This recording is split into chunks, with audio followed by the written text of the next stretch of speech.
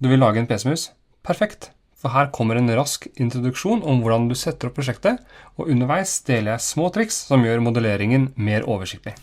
Så dette prosjektet handler mye om å bygge videre fra ferdige 3D-modeller.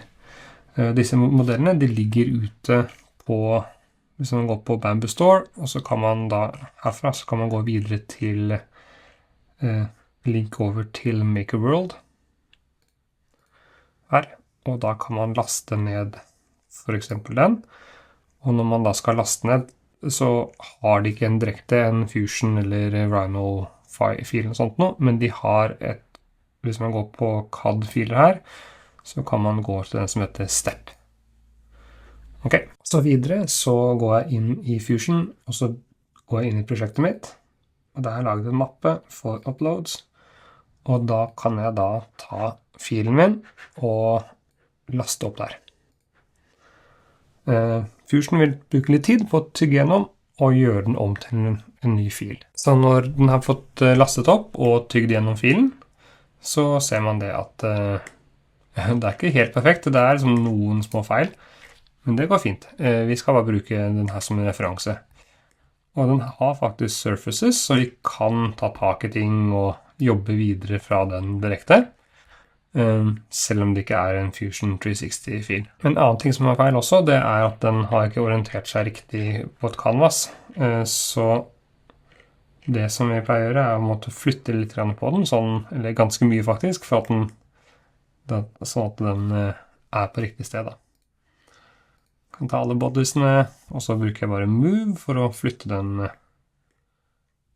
skal vi se, sånn, et par kilometer ut der, og så prøver jeg å forholde den da til, ikke sant, riktig rett på canvasen sånn, og så må jeg sjekke at den er riktig vei også, sånt noe, og så bør den jo absolutt forholde seg da til Origo på en eller annen måte. For eksempel at den går rett gjennom mushjulet. Dette vil gjøre modelleringen lettere. Sånn som det. Og så vil jeg i tillegg til det, så vil jeg anbefale å lage noe system av alle disse bodyene og gi dem noen navn. Så da har jeg separert dem inn i forskjellige folders, så jeg kan kle av en og så se hva som er inne i filen. Og så for å gjøre det litt tydelig, så har jeg gitt dem litt forskjellige farger også. Det siste jeg skal gjøre før jeg lukker dette dokumentet, er å få ut 5 referansepunkter som jeg skal bruke i mitt eget prosjekt. Så top shell på, og så velger jeg da disse 5 surfacene her. Der. Og ved hjelp av offset surface, og på 0 millimeter, så får jeg da disse bodyene som jeg skal bruke i mitt eget prosjekt. Det første vi må gjøre, det er å lage en mappe for prosjektet. Og så anbefaler jeg å ha litt ryddig her inne. Jeg har en mappe for uploads med denne 3D-filen, ikke sant? Og canvases og sånn. Men det aller viktigste er at du har en mappe som heter Expired, hvor du legger alle filene dine som ikke er oppdatert lenger. Slik at du vet at den filen som ligger på roten er den nyeste, og du ikke jobber på gamle filer. Så her har jeg, ikke sant, alle gamle filer, de forskjellige versjoner, forskjellige ting jeg har testet, eksperimenter, arbeidsfiler, alle sånne ting, det ligger der. Jeg kan gå da tilbake til her igjen, og her vet jeg, denne filen er den nyeste. Så da har jeg åpnet opp min eksempelfil, hvor jeg har laget en mus, og jeg har lyst til å vise noen av de teknikkene jeg har brukt for å lage den her. For det første så har jeg brukt canvases, og de ser sånn ut. Så store tipset her er jo da å gå inn i forms før man legger inn canvas, slik at de kan enda lettere. Når det er gjort det, så kan man ta og flytte på dem. Så jeg går tilbake til canvas her, edit canvas, så kan jeg ta og flytte på dem ved enkelhet. Så at jeg kan få litt bedre plass rundt modellen min, for eksempel. Så det funker bare hvis du har laget canvasene inne i Forms. Videre så har jeg tatt og laget en 3D-scan av en fysisk modell. I dette tilfellet så det faktisk brukt bare kinetisk sand. Men den ser da sånn her ut, som jeg bruker som en referanse. Da har jeg brukt en iPhone-app som heter Polycam. Så den har jeg da skannet med mobilen. Så den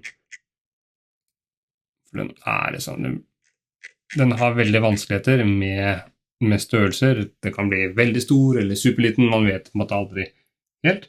Men det man må gjøre å tegne en skisse som den riktige størrelsen, og skalere da denne meshen til at den blir riktig størrelse i forhold til det.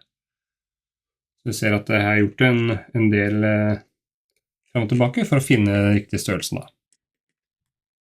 Og så var det denne referansemodellen vår, den STP, og den har jeg lastet opp her og behandlet litt allerede. Så da kan jeg ta den, og så kan jeg ta Insert into Current Design. Og da kommer den da inn på den måten her, og dette har jeg gjort allerede. Så da kommer den som en link. Der ligger den. Da skal man bruke den som en referanse. Man kan også gå inn og ta edit på den, da får du en edit in place, og så kan man for eksempel skru av den på den måten her, og bruke den som en referanse da. Neste ting vi skal gjøre før vi begynner å modellere, det å sette opp noen parametere.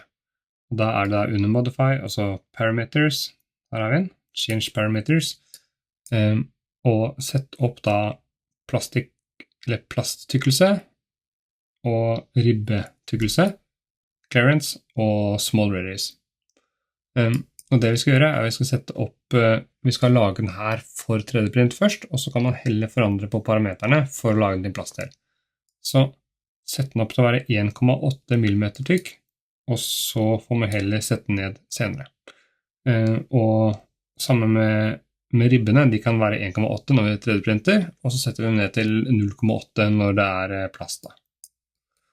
Så man ser her at når jeg da lager en ribb, så har ikke jeg definert tykkelsen i tall, jeg definerer den tykkelsen som den parameteren. Så nå den da, jeg kan ta den, flytte den litt til siden, skal vi se. Så nå den da på 1,8. Hvis jeg nå setter den ned til sånn den skal være på en plasttykkelse, 0,8, forandre parameterne, og da vil Fusion gå gjennom hele modellen, bygge den opp på nytt. Og da ser vi det at Fusion har nå gjort om alle steder hvor jeg har brukt denne parameteret. Så det veldig nyttig for å forandre på modellen i etterkant. Men nå skal vi 3D-printe, så da går jeg tilbake til originalen. Undo. Da har du fått en rask oversikt om hvordan du setter opp prosjektet, og hvilke ting som lurt å tenke på før du begynner selve modelleringen. Dette gir deg et godt grunnlag for neste steg. I den neste videoen går vi videre i formarbeidet i Fusion. Da ser vi nærmere på hvordan vi faktisk bygger opp formen på PC-musen og deler den inn i 2 plastdeler, topp og bunn, slik at dette prosjektet kan produseres på en realistisk måte.